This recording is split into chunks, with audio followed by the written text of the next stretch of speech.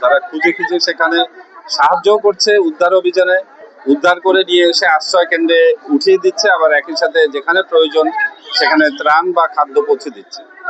আর শুধু পুলিশরা, বাংলাদেশ পুলিশরা, বাংলাদেশ সরকারের প্রতিটি সংস্থা, আমাদের মাননীয় প্রধানমন্ত্রী তিনি আমাদের জুম মিটিং এ প্রতিদিন আসছেন এবং আমাদেরকে বলছেন এটাকে শক্তভাবে দেখার জন্য এবং আমাদের জন্য যেন কোনো মানুষের কষ্ট না হয়, প্রতিটি সরকারি সংস্থাকে উনি এটা মোটিভেট করছেন। আমাদের মাননীয় স্বরাষ্ট্রমন্ত্রী উনি প্রতিদিন খোঁজ খবর নিচ্ছেন। এখানে প্রকৃত অর্থে সংস্থার কেউ বাদ দেয়। যে বাংলাদেশ পুলিশ, যে আইন শৃঙ্খলা রক্ষা করে, সেও ত্রাণ নিয়ে নেমে এসেছে। যে ডাক্তার চিকিৎসা করছে সে তার চিকিৎসা সেবা নিয়ে নেমে এসছে। যারা টিউবওয়েল বসায় তারা চলে এসছে কিভাবে ভালো পানি দেয়া যায়, বিশুদ্ধ পানি দেয়া যায়। একইভাবে যদি আপনি দেখেন আমাদের প্রত্যেকটি উপজেলার নির্বাহী কর্মকর্তারা সারা দিন রাত পরিশ্রম করছে কিভাবে একটু মানুষকে আশ্রয় কেন্দ্রে আনা যায়, কিভাবে আশ্রয় কেন্দ্রে তাদেরকে খাবার নিশ্চিত করা যায়।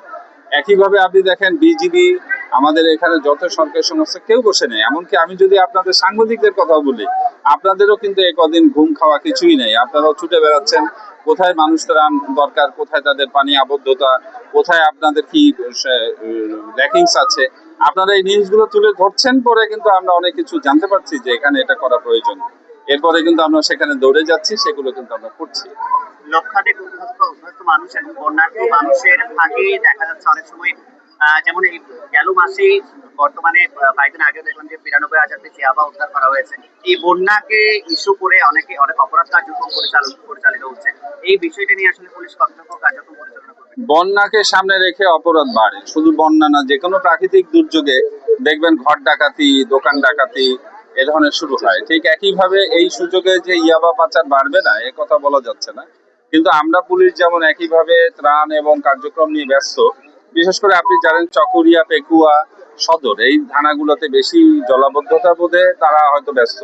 কিন্তু আপনি যদি অন্যভাবে দেখেন উখিয়া, টেকনাফ বা রামু বা আপনি ঈদগড়, যদি এইসব জায়গায় দেখেন সেখানে কিন্তু আমাদের এই বন্যা এবং ত্রাণ নিয়ে ব্যস্ততা নেই। সেখানে আমরা চেকপোস্ট করছি, সেখানে আমরা ইয়াবা পাচারের ব্যাপারে শক্ত পদক্ষেপে আছি। আর সবচেয়ে বড় কথা, আজকে আমরা পেকুয়া, চকরিয়া, সদর এরকম বিভিন্ন জায়গায় আমরা শতাধিক পরিবারকে খাবার পৌঁছে দিতে পেরেছি। এটা আমাদের ভালো লাগা। তারা আমাদের ভাই, ভাই খাবে আর ভাই খাবে না এটা তো সম্ভব না। আমরা খেয়ে থাকবো, তারা না খেয়ে থাকবে। এই জন্য কিন্তু দেখেন প্রতিটি সংস্থা, রাজনৈতিক নেতৃবৃন্দ, এলাকার মানুষ, সমাজসেবক, তারপরে বেসরকারি সংস্থা সবাই নেমে এসেছে মাঠে। সবাই খাবার নিয়ে ছুটছে, সবাই সেবা নিয়ে ছুটছে। এইটাই হলো ভ্রাতৃত্ব। এক ভাইয়ের বিপদে অসংখ্য ভাই ঝাঁপিয়ে পড়েছে। ইনশাল্লাহ আমরা এই বিপদ থেকে উদ্ধার হয়ে যাব। আজকে সারাদিন বৃষ্টি সেভাবে হয়নি, আশা করি ৪-৫ দিনের ভেতর পানি নেমে যাবে এবং তাদের যে ধরনের সেবা প্রয়োজন আমরা সেটা দিতে পারবো বলে বিশ্বাস।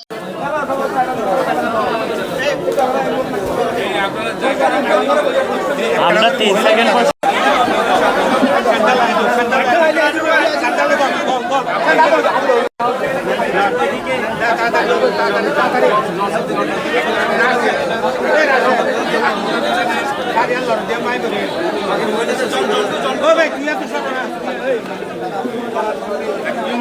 Hey, Yunus,